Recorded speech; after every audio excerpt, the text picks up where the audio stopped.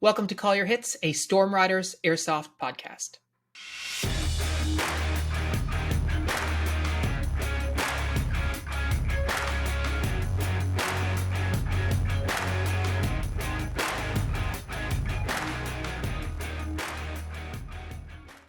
Thanks for joining us, everyone. Today, I'm here with John to talk about a very exciting plan that we've got cooking. We've had cooking for a little while. I mentioned in last week's podcast that John and I will be attending the American Milsim game Ironhorse in 2024 in the first couple of months. I don't think the date has been announced yet. But this is a huge step for us in a variety of different ways. And it's also going to be a lot of firsts, at least for me. I think for John as well. First time traveling specifically for Airsoft. First time playing Airsoft in another country. First time at a game that is that large. First time meeting other international Airsofters from our Discord. First time using pyro grenades, almost certainly. So it's going to be a lot of firsts, and it's really exciting. It's something that he and I have been talking about and sort of mulling around for several weeks now. And it's something that we're looking forward to, but it's also something that we are planning and preparing for. So today I thought that John and I could have a bit of a conversation about why we picked this event, what this is looking like for us, what our priorities are for the next several months as we gear up, both literally and figuratively, for this experience. And as we were, getting ready for the episode, I was just talking with John about the fact that it's been 16 years, 17 years, I guess, this year that I've been playing Airsoft. And this is really the first time that I've ever considered traveling for an event of this size. And I thought maybe we could talk about why did we pick this event, and why are we going so far for the first time? Why didn't we pick something in Canada, something that's closer and cheaper? So John, I'm just curious from your perspective, what, because I know when we were talking, one of the things you were saying is I want to do this. Even before we talked about Ironhorse specifically, we were at dinner one night and you're like, oh yeah, I really want to go to a big game this year. What sort of switched on in your mind to bring that on? Well, I was being a little bad boy. I was thinking there was no chance in hell that you would ever. I think you would ever do it, something like that, traveling to the States, or traveling for airsoft, like you mentioned. So I was just like, "Hey Phil, you gonna do any Milsim games or anything like that?" And you said yes, and I said, "What?" I was like, the act was up, the gig was over. I was like, oh, okay. Now we got to be serious. Put our big boy pants on. Yeah. And I was very much taken aback. I was not expecting a yes, but I'm very happy I received that yes. And it was a no-brainer for me because I'm a 20-something, and I watch YouTube videos and I play airsoft, and I know exactly what's. Sorry about my dog, but I know. I've always wanted to do something like that. Airsoft has always been that stopgap.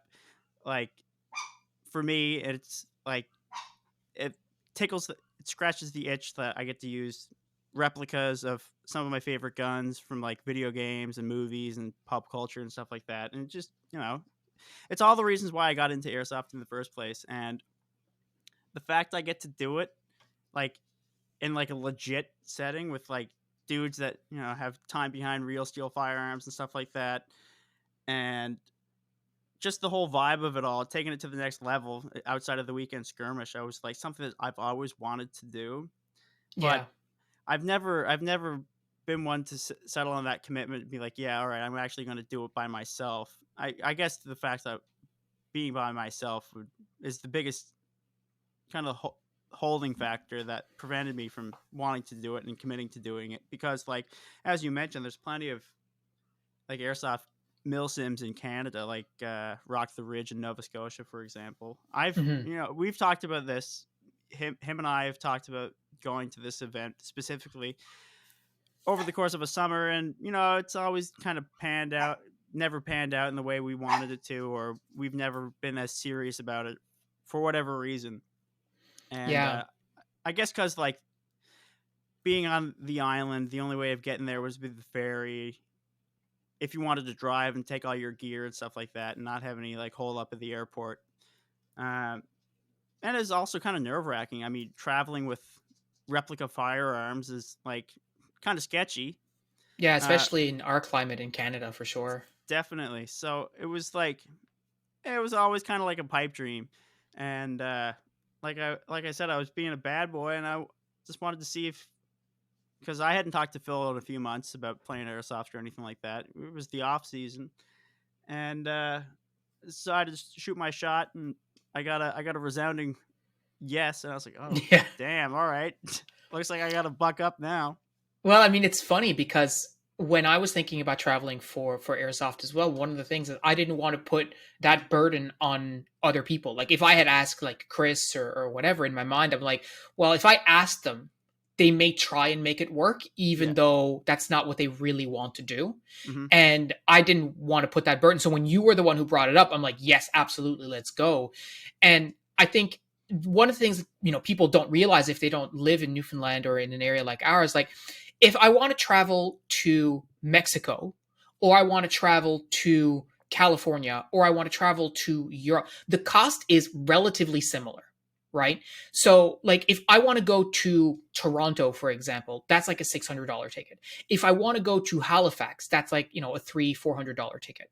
If I want to go to Georgia for this event, I mean, you're talking like, $800, I think, or $900 return for the ticket or somewhere around there. So, like, the cost difference is not that much, whether I'm going to Toronto or whether I'm going to the States. And when I was thinking about these milsim games that we do have in Canada and not just Rock the Ridge, but across the country, none of them seemed as legit as when I was talking to Nick and Chaz and Sam about their experiences at Ironhorse in the past. Like you're talking about a real legit training area with rec buildings. If you haven't listened to the podcast where we talk about Ironhorse, you should definitely go back and check it out.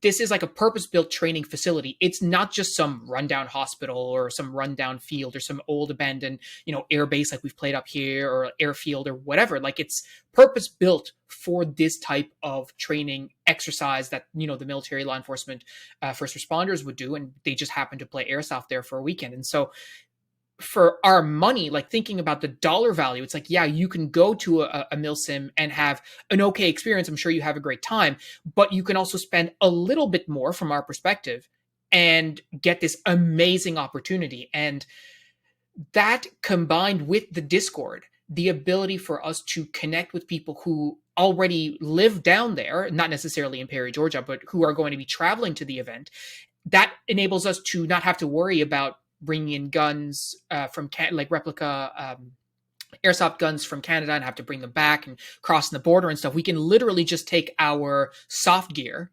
and our mags and whatever else, HPA lines, whatever we're going to do, and just travel with that. And then that part is sort of solved. And all of that, when we started having conversations, I had talked to Chaz and Nick and Jordan on the Discord, and they had said, if you ever come to the States, we got you, don't worry. So all of those pieces starting to come together, being like, oh, okay, this is actually feasible. So in my mind, I was already thinking, I'd really like to go to Ironhorse. So then when you brought it up, I was like, yeah, absolutely. Yeah, The definitely. answer is yes. And that's only possible because the structure, I guess, the logistics around it, were already clarified in my mind. Like I've been Yeah. to Georgia before. Like that, the traveling part was not the issue. It's how do we travel and then airsoft without just, using rental gear or what have you. Yeah. I mean, by the sounds of it, you just want it's making the trips as comfortable mentally as possible. Yeah, Trying to minimize the amount of hurdles that we need to jump over. And I mean, I like you said, without that Discord, I mean, this literally just wouldn't happen. Like we would have absolutely. it just wouldn't it would be a pipe dream like it's been for years for me. Obviously, What? Yeah, I never put as much thought into it as you did. Because I was never expecting this to ever happen, and so it's interesting to hear your train of thought and understand your comfortability with it, which is something that makes me feel a bit more at ease. Like, because I've never thought about it in the way of like it being a legit possibility or a real thing. yeah. And it's funny, but without the Discord, there's a very real scenario where I have no idea what Iron Horse is, and B, I know what Iron Horse is, but I don't know that it's a reputable game organized by reputable company, all this kind of stuff, right? The Discord and the connections we've made on that made that possible, which is crazy, right? When you really think about it, like that's really something tangible that came out of it. So I think that sort of set us off on the path, at least for me in my thinking. But the other piece is, and you talked about at the start, like why suddenly after 16 years of playing, or a little bit less than that in your case, maybe like 14 or whatever, like why is it now that we're looking at, well, let's do this bigger type of game? And you mentioned, I think part of it was you were just joking around, but that desire really has always existed, right? Yeah, of course. I mean, as much as I like going to Frontline, at the end of the day, it's still our local field, and it's like it's no different from anyone else's local field. And the suspension of disbelief is hard to dispel. Like Yeah. I find it difficult to get like fully immersed in like an event at Frontline or whatever local field. It could be Redcliffe. It could have been an airfield on Bell Island, for example. But like with like you mentioned, it's a law enforcement military training area. I've seen. I remember last year watching YouTuber Controlled Pairs.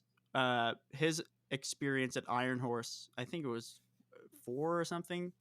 Uh, Whatever the last one was, and I was like, "Damn, this is crazy cool!" Like the Yeah. tunnel firefights, like the dudes rolling up in legit kit and stuff like that, and it's intimidating. Like I feel like a noob. I feel Yeah. I feel like a fish out of water, and I'm excited to be humbled in that experience. Uh, it's Yeah. it's it's it's mind boggling to me that it's actually going to happen. Yeah, and what you're saying about like being intimidated, I think. Well, firstly, when it comes to this type of events, we absolutely are noobs, right? We have never experienced that before, so Yep. that's fair. And certainly a part of my, not anxiety, I'm going to say, but something that's been very present in my mind is I am very comfortable at playing airsoft the way that we play airsoft, Of course. right? Very, very comfortable. I can show up to the field, like a complete soup sandwich, right? Hungover from the last night. Not that that happens to me very much anymore, but regardless, like in whatever state of disrepair, my legs all messed up because I did a long run, etc., and I can still do the work, right? I know what I got to do. It's very sort of it's the environment that I've been accustomed to, whether it's at Frontline, whether it's at when we were playing at Redcliffe, like same sort of deal. I know how it goes. It's fine, and transitioning then to this new environment brings with it a lot of, okay, so I don't know anything about, you know taking part in a section attack like Cal might Yeah. do when he's at work or whatever. Like I don't know anything about what it's like to be 20 people holding a building, right? Like all this kind of stuff. Hmm. There's a lot of newness, which is actually kind of exciting and refreshing in a way, Oh because my god, yes. we haven't experienced that, right? And even the people who I know here who have traveled for games have never experienced a game like that, Yeah. right? I completely agree. It's like we're fish out of water when it comes to this, and I'm so excited for that because I mean, to be honest, I mean, we understand the minimum requirement for a weekend skirmish at our local field, and Yeah, if we're not feeling like we got to be 100% or whatever, like we know what to do, and it's fine. We have people there, like usually one or two people to offset that that hold up or whatever, but like it's different. Like something that very is very weird to like. I mean, I hate sounding like this, but like and saying this, but like I the gunfights at our local fields are just that. They're just basic gunfights. I know the yeah, corners, I know the holds, and I know the people I'm playing with are just people that just like to plink. But now we're going up against people that, do training, probably have been on the receiving end of incoming fire, and the gunfights that we're going to get into are going to be much more legit. And if I can hold my own against some of these guys, that would be crazy. That would be so cool. And it's like a test. I feel like my however many years of playing airsoft has kind of led to this kind of, it's all coming to a head now, and I get to experience and be a part of it. And like, it's the closest to being in a legit, firefight. Well, Despite it being like airsoft and all that stuff. I mean, we're still using our basic fundamentals that are, that do have crossover and stuff like that. And the suspension of disbelief is like, we're going against legit people, yeah, and it's just gonna make it that much more realistic for me, at least. yeah. That's kind of what's as cringe as it sounds. Like, I understand how lame it sounds to say like, oh, I'm getting in a gunfight with some Americans, but like, I'm excited for that. That's a fresh challenge to me, because I mean, I'm just playing against airsofters here, Yeah. and I love it. I mean, without that, I wouldn't have the friendship I have with you, Phil, or anyone, or like, I wouldn't be able to have this tactile experience. But taking it to the next level is something that really, really inspires me. I was talking to Nick about this, and he pointed out that yes, you do have a fair amount of people who are legit, who are, military, law enforcement, first responders, or firearms owners who've gone through training courses and all this kind of stuff. But you also have a whole slew of people who are just regular, normal airsofters who are not firearms owners, who don't have that background. And so, in my thinking, I was very much like, oh yeah, this is who I'm going to be going up against. But actually, it's going to be a mixture of the two. Mm-hmm. But you also will have people who are not military, law enforcement, don't have that background, but who've done tons of American milsim or tons of milsim games. And so even though they don't have that background, much like us, they know how airsoft is played. They know the corners, they know the holds, they know potentially the field. This could be their fourth, fifth, sixth time playing Ironhorse, right? Definitely. And so regardless of what their particular background is, I definitely feel the same way, in that this is going to be a real test to see how much of the fundamental knowledge that we have found is applicable and helpful and has grown our training really works in the reality against other people who have a lot more experience in this environment, whether that's a real steel environment or whether that's airsoft. And does it actually hold its own? Like, doing all these ready ups, is it actually worthwhile? Now, I firmly believe that a lot of the training that we've done, and the airsoft replica manipulation that we've done, working corners, doing shoulder transition, I think all of that is fundamentally extremely important and beneficial. Otherwise, we would have a YouTube channel, right? Like, clearly. But it's going to be interesting to see to what extent and how we are going to be able to embed ourselves with players who do have that experience. And probably for the first time in a very, very long time playing airsoft, I'm going to be in a situation where what I'm thinking about the particular situation doesn't matter. What I'm thinking in terms of the strategy doesn't matter, because I don't know anything. I don't have the line of sight. I don't have the overall situational awareness. I don't know the field in the same way. Whereas right now, like, we go to the start line and you and me will look at each other and go like, hey, what are you thinking? And we both know sort of what we want to do. I'm going to take the house on the left. You're going to move right. Yeah. And so, I'm excited about the premise of that, but also I think definitely intimidated by I guess, and we could talk about that now. Like, one of the things that I really want to make sure of for myself is that I'm showing up to this game with our friends from Discord and stuff, and that I'm showing up with a certain level of personal skill, physical skill, etc., so that I'm not holding anybody back. I'm looking to rock. Yeah, exactly. And I want to be able to keep up with the big dogs, the people who are running around, like, not getting smoked.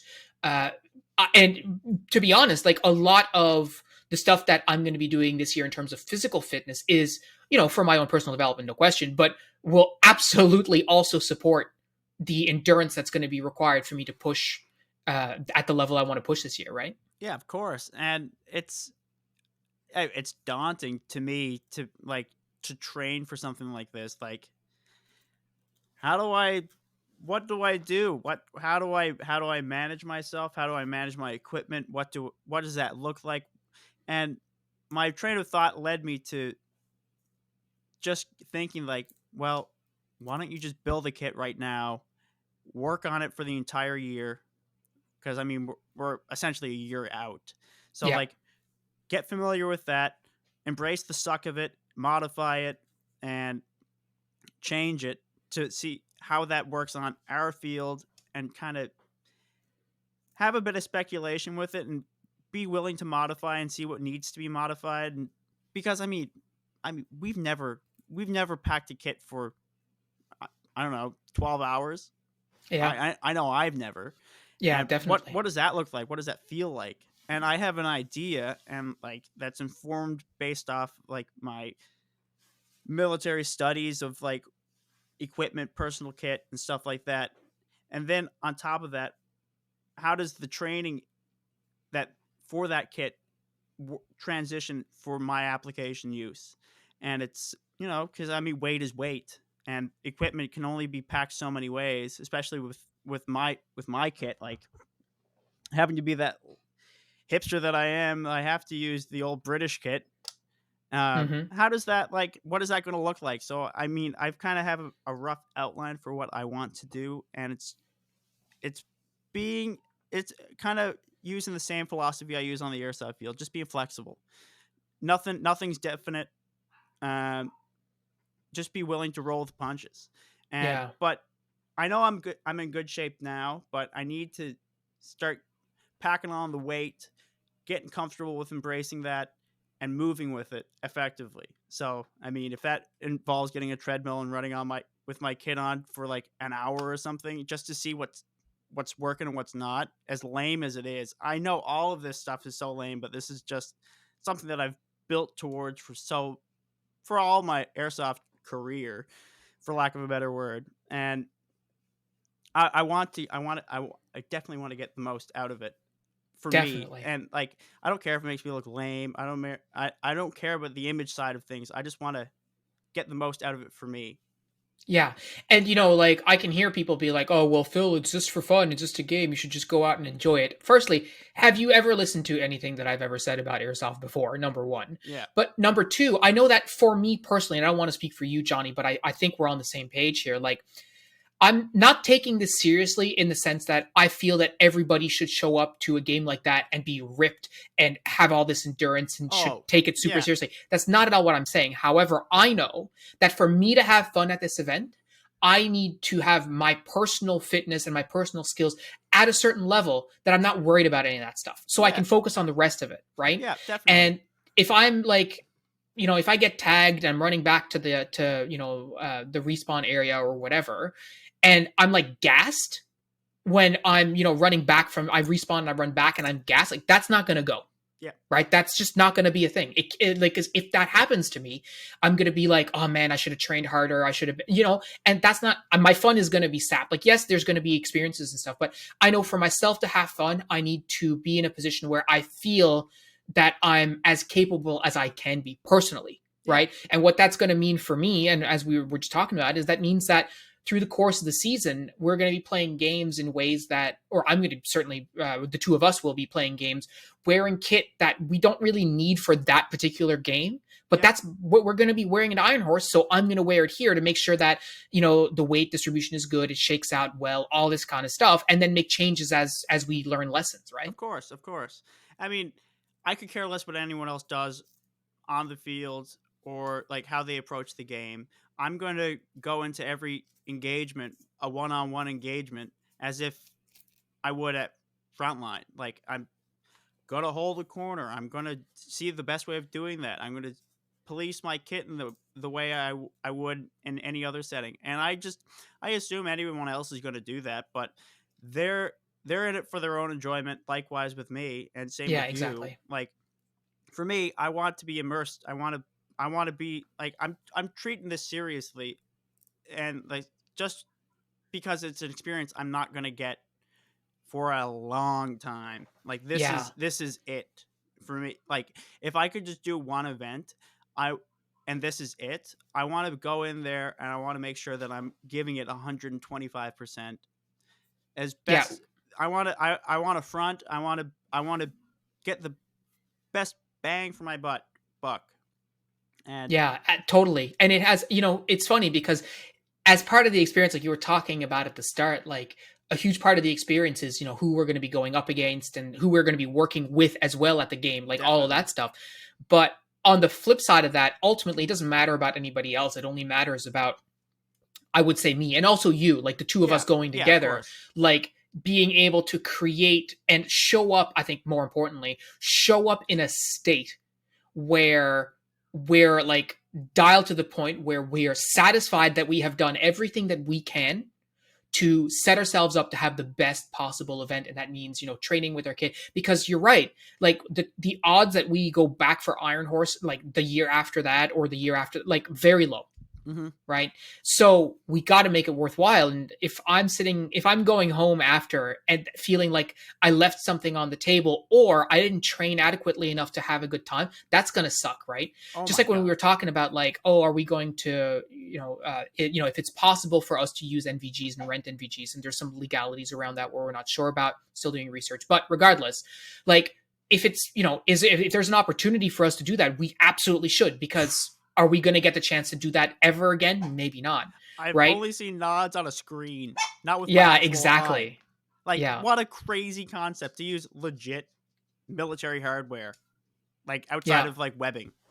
And same thing with like pyro, like throwing pyro. Like I don't know about you, but I've set aside. Well, actually, I know about you because I've set aside channel money specifically to buy pyro for us to use, because we are going to throw some grenades. Because when's the next time we're going to be able to be in the U.S. being able to use pyro? I don't know. It, So I'm going to throw some grenades. It's going to happen. It's not going to be like it's it's $5,000 worth of grenades, but you know what I mean. Like, let's go, right? it's so funny. Like, as someone who just doesn't have any airsoft grenades to their name except for like Thunder Bees from like 2009, like like I never once considered a frag, and it's so funny to hear your enthusiasm when it comes to the frags. Like, to me, it's like it's oh yeah, I guess I will.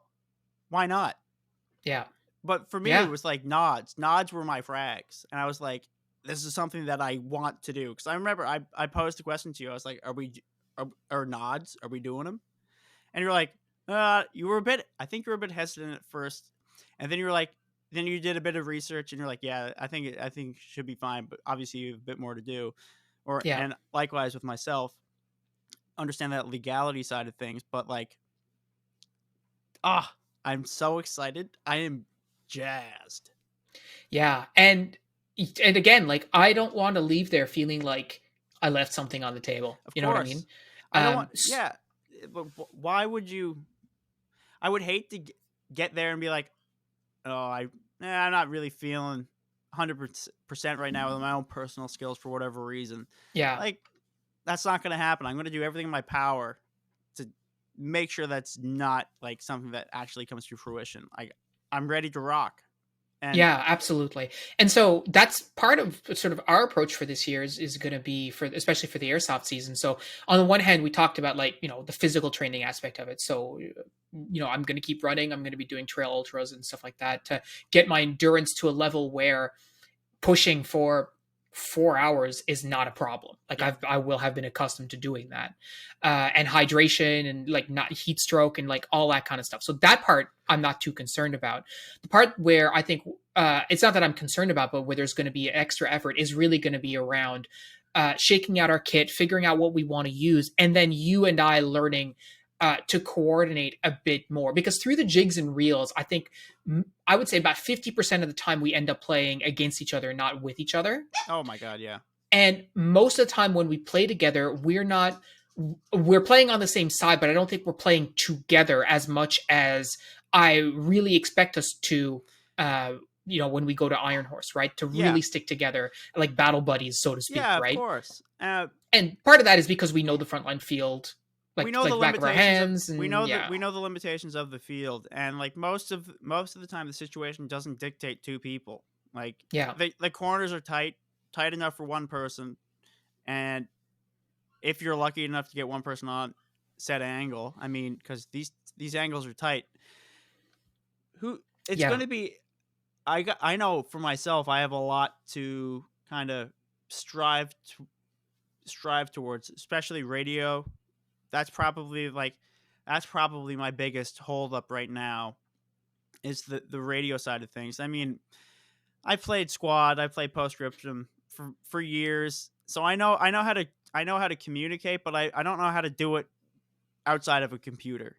Yeah, There's a I management piece to like how do you grab your PTT? When do yeah, you do that? Like all yeah, for I kn sure. that those games have taught me radio etiquette and wait and through proxy with you and Phil or you, Pat and Chris all taught me valuable lessons of communication over a radio before I had the luxury of a computer.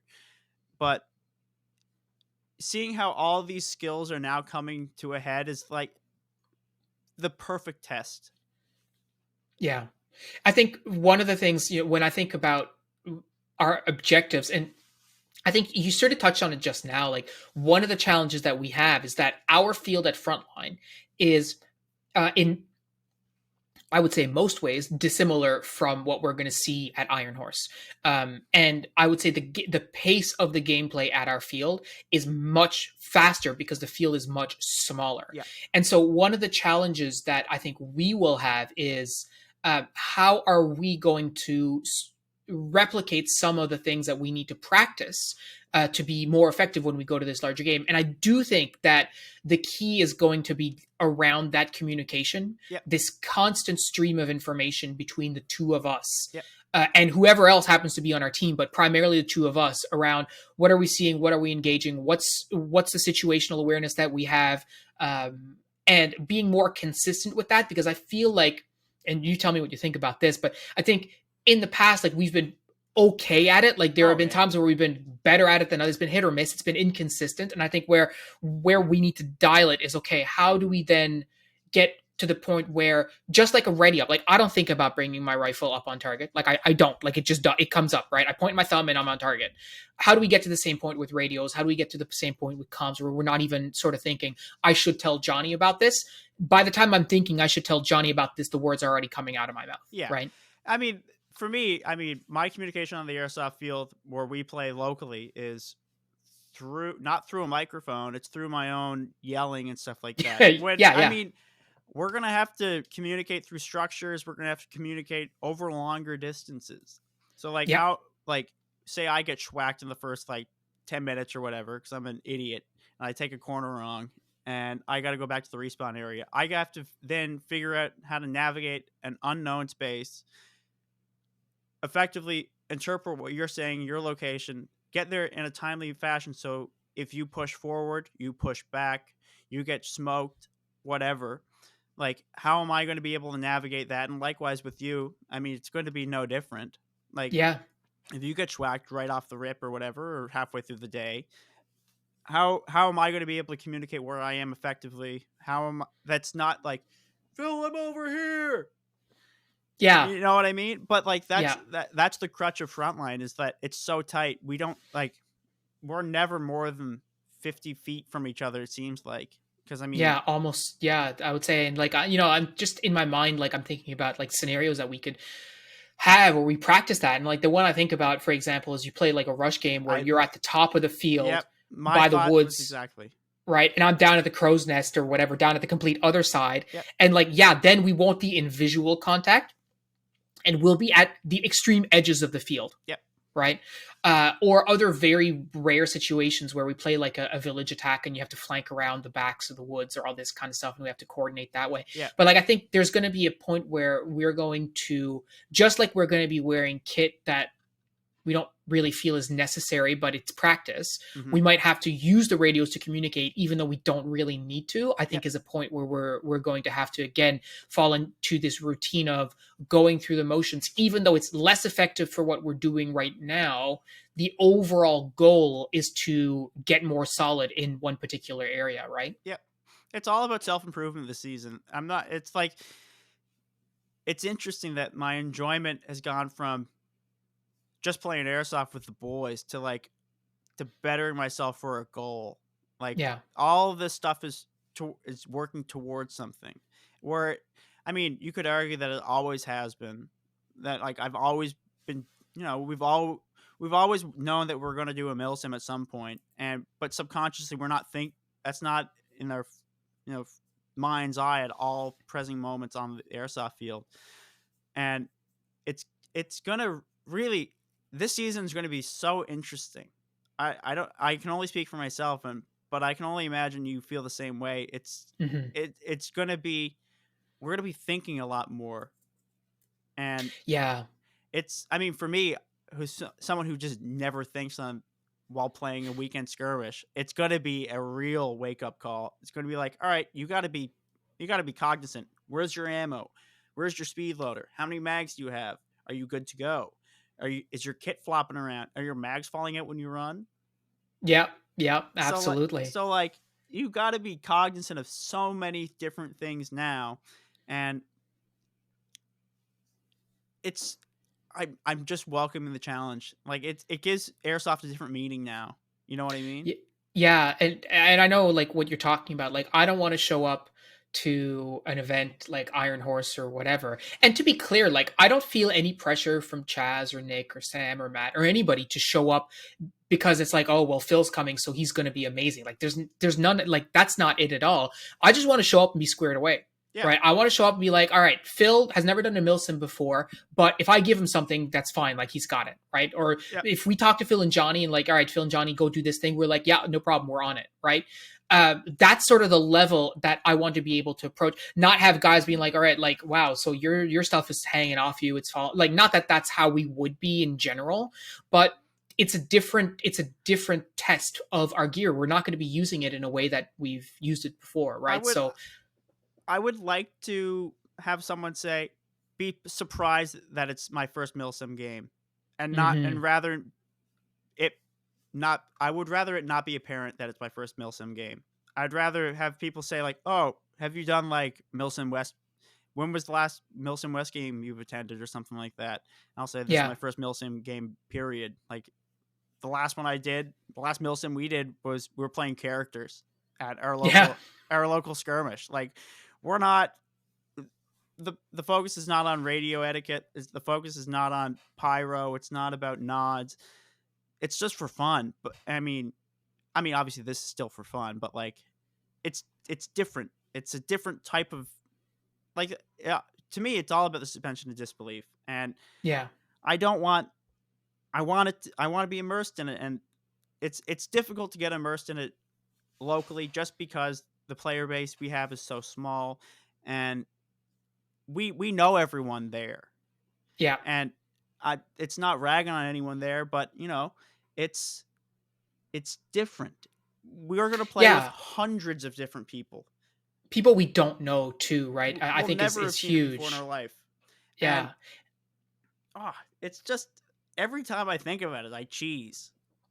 Yeah. It's funny because you talk about how it's difficult to create to have that immersion. And in point of fact, actually, we are the ones in our community typically who create that immersion for others, right? Yeah, Not the other way around. I said this before, but I can count on one hand the number of games that of like larger event scenario type games in which I have been a player, yeah, right? And that number, as far as I'm aware, is one. All the other events that we've ran here, whether it was Operation Agamemnon, whether it was the like Last Refuge one, or whether it was Dark Crescent or Blind Gambit, or all these other things that we've done, all these other games that we've done.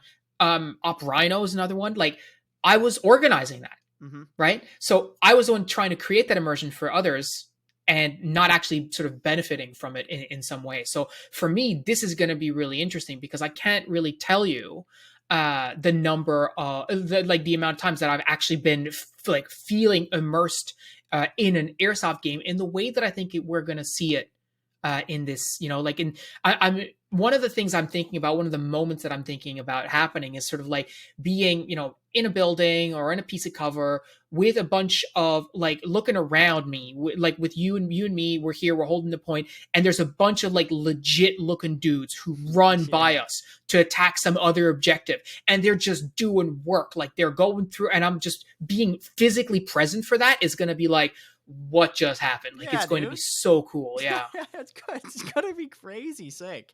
Oh man, how I'm sure this is all going to be informative of future Milsim games that the Storm Riders are going to put off in future.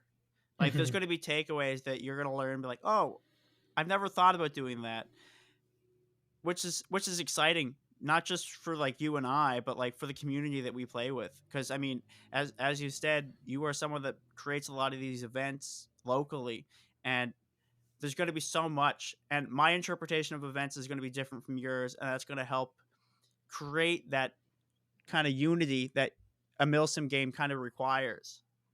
Yeah, and it's interesting because again, not to bring the Discord up again for the millionth time, but as by virtue of talking to other people about the types of milsim games that they've attended, we're already changing some of the ways that we've done, Interesting. um, some of the concepts and game mechanics and stuff. But being able to experience them firsthand and not having had a hand in organizing them, Yeah. is going to be amazing. And the idea of like we were talking to Eric.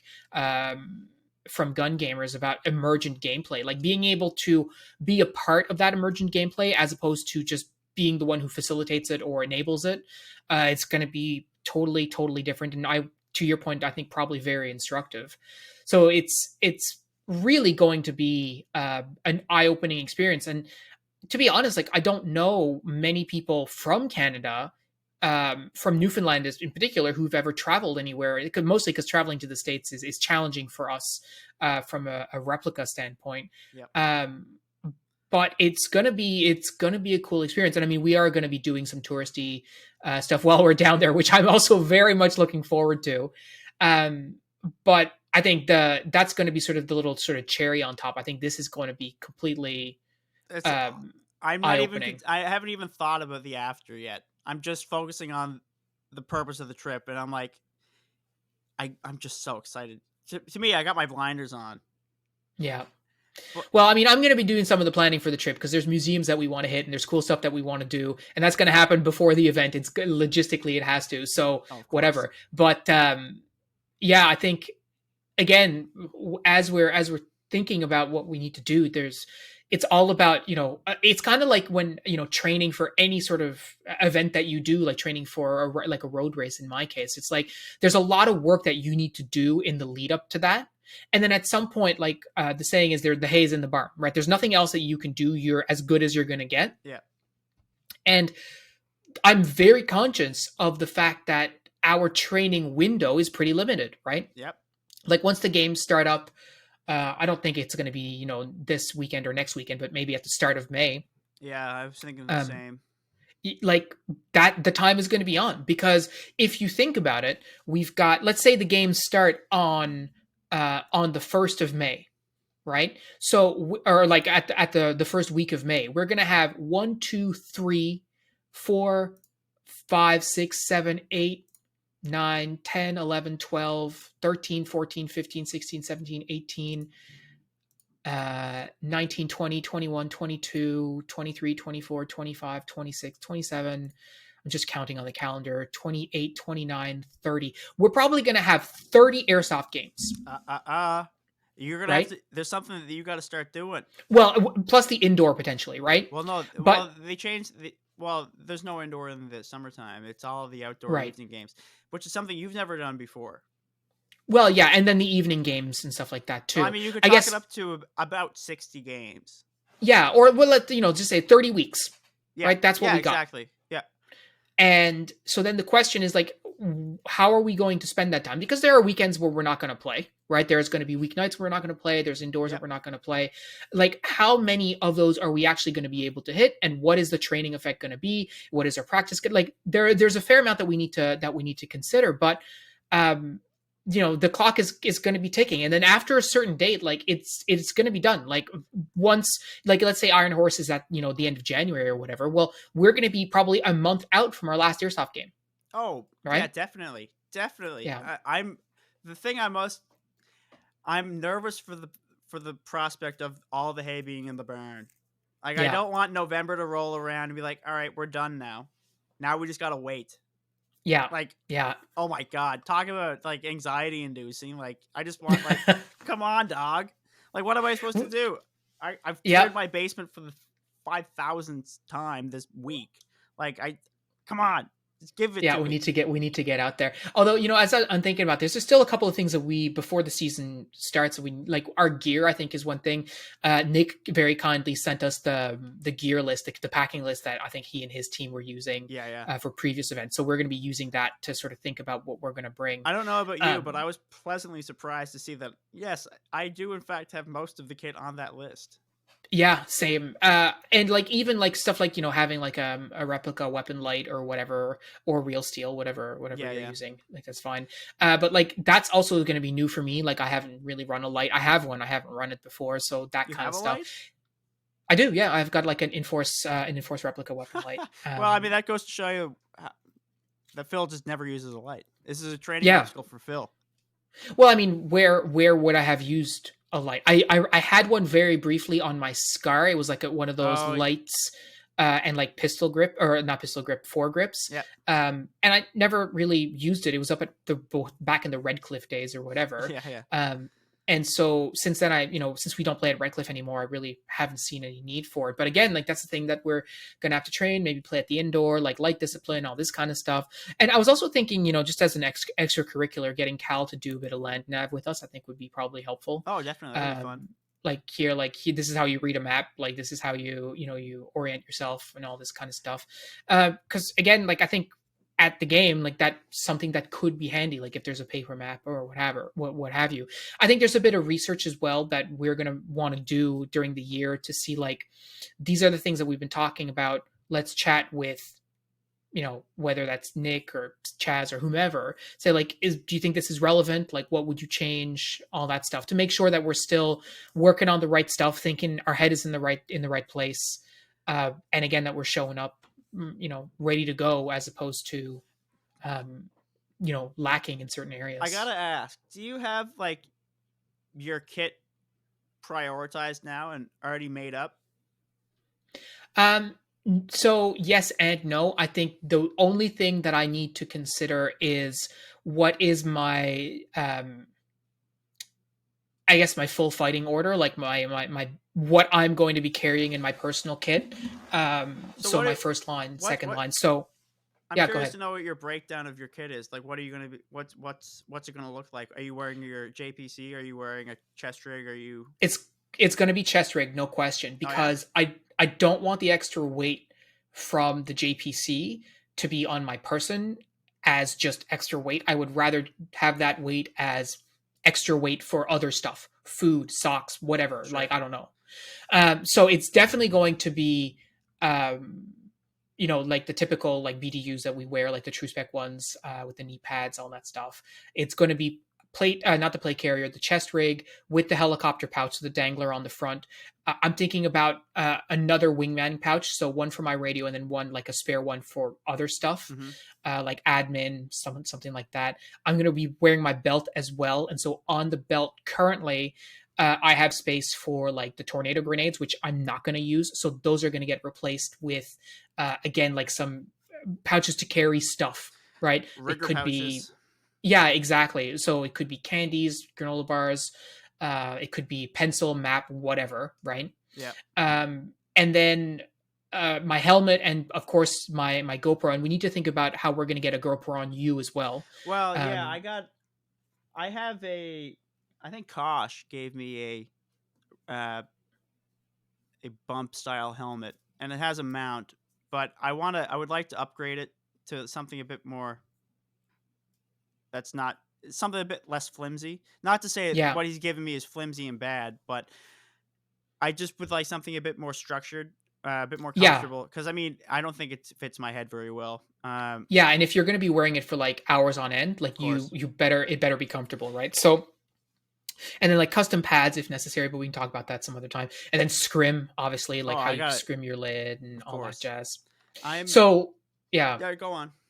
no, and then so I was going to say, so then the other thing is depending on what type of airsoft replica we're talking about, if it's an HPA or if it's an AG, that will depend. Some other stuff will depend on that. Like what type of pack am I going to use if I have to run a tank and a reg and a line, Yeah, or if I'm not doing that, if I'm running an AG, okay, so how am I going to reallocate that space for other things that I may want to carry, like extra mags, extra ammo, all this kind of stuff, it's right? good that you have It's this. That yeah. you're now transitioning to the HBA side of things because you know how to you've have almost 17 years of experience working AEGs. They're Yeah. second nature to you, I would argue at this point. HBA is a bit Yeah. of a foreign beast, so your training is going to look a bit differently from mine because I mean I'm an AEG type guy. I well I just can't afford the whole HBA thing right now, and Mhm. I don't know if I was thrust into that, I would make it work. I would hear, I would be, I would hear the information that you would pass down to me, and Yeah. we would make it work. But like, it's interesting that you're gonna have both sides of it, a relatively firm grasp on both sides of it. Yeah, and to be honest, after having done a pile of ready ups over the last couple of weeks, since I got that upgraded with Pet, I think it's not that weird. It's not that strange. It's really just a very slight difference, Yeah. in terms of how the kit is set up and whatnot. Overall, man, I really don't see that much difference in terms of the actual mechanics of it. Hmm. There's definitely a difference in like trigger response and stuff, but again, like that's all. Like I think that's small potatoes compared to what I expected it was going to be. The biggest part is like line management, tank management, Yeah.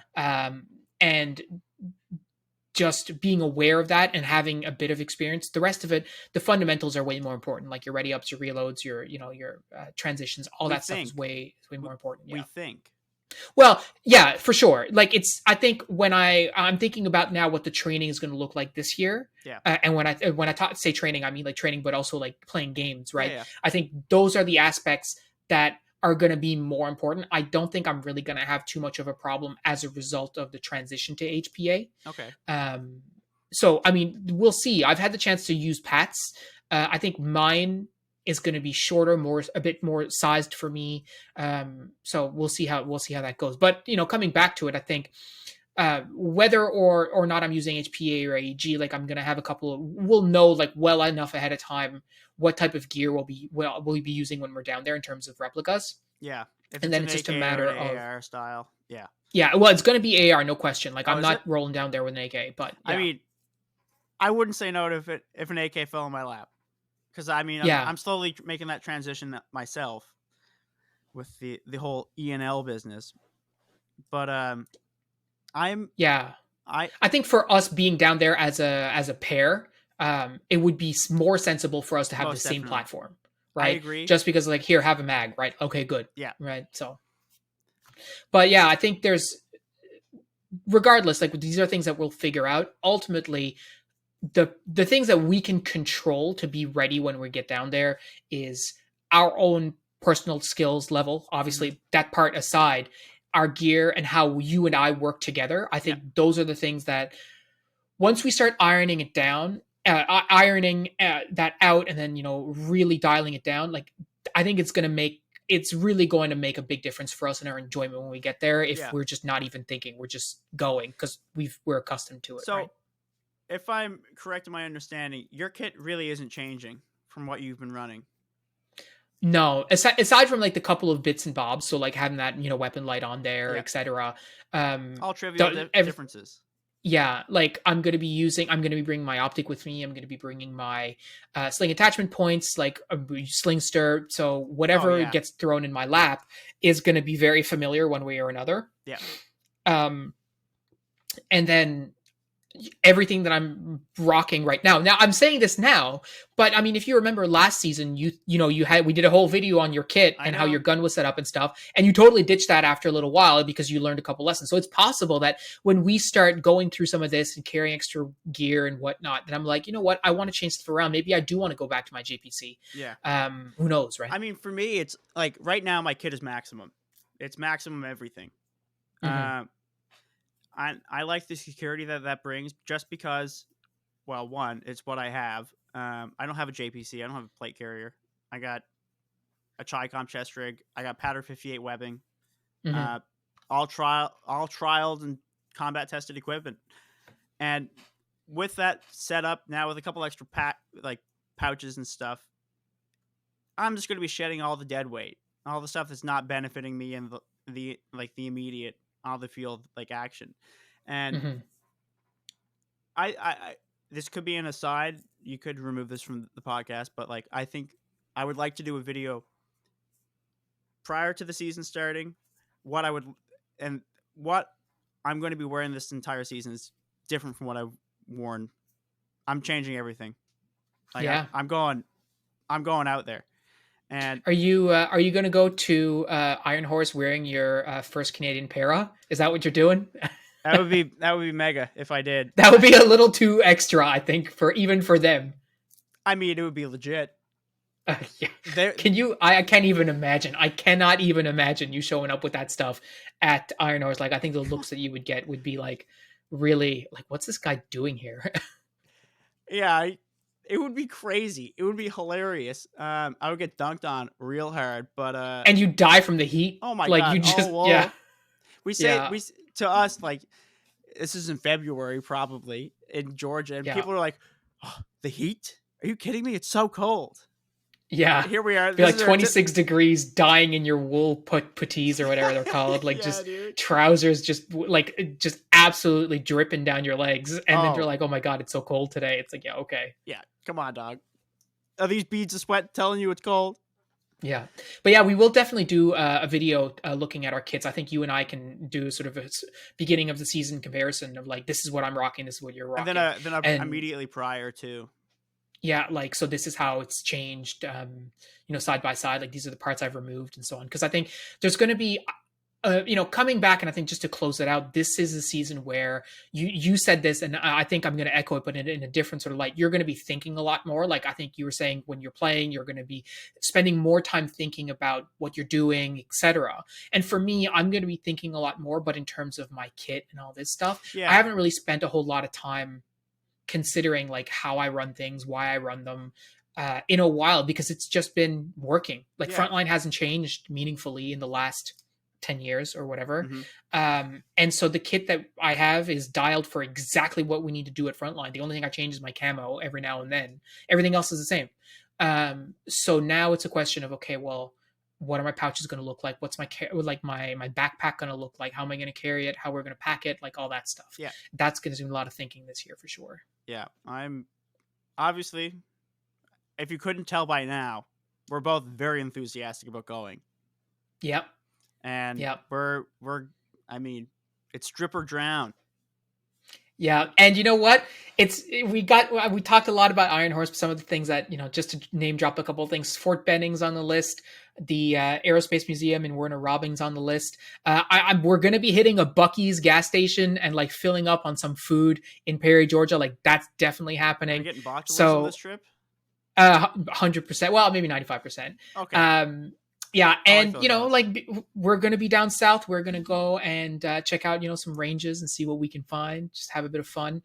But yeah, we're both tremendously looking forward to it, and I'm looking forward to, at least, I think Johnny is as well, sharing some of this sort of our journey and our progression through all of this throughout the year with all of you guys. So if you are the kind of person who's considering checking out one of these events, if you're if you're in America and you're thinking about traveling, or you're coming from outside of America, maybe you live in Canada, maybe you live in Mexico, traveling to the US for a game like that, or even I think one of the guys from New Zealand was saying they might come up and try and be there at the same time as we are, which would be insane. Crazy, yeah. Especially because I hear down there everything is upside down, which I had not confirmed yet, but yeah, so it's going to be an exciting time. But guys, really glad that you could hang out with us. Johnny, thank you so much for coming on and talking. I also want to add one bit of... Yeah, go ahead. I would like to add some Storm Riders lore. I would like to deepen the mystery of Phil. Phil sent me this message a few weeks ago saying, I went to Georgia with your dad. I went to Atlanta with your dad. I'm going there with you. For the circle to be complete, I have to go with your son. Yep. And I find that I found that deeply hilarious. Like, obviously I don't have a son, I have a dog, but like one day, Phil, that prophecy will come true. Yeah, maybe you'll take him so. to Ironhorse 24. Yeah, it's going to have to be. Yeah, exactly right. Well, guys, you heard that little bit of lore. Thanks so much for sharing that, John. That's too funny. Thanks for listening, guys. That's all we got for you this week. We'll talk to you next week. Take care.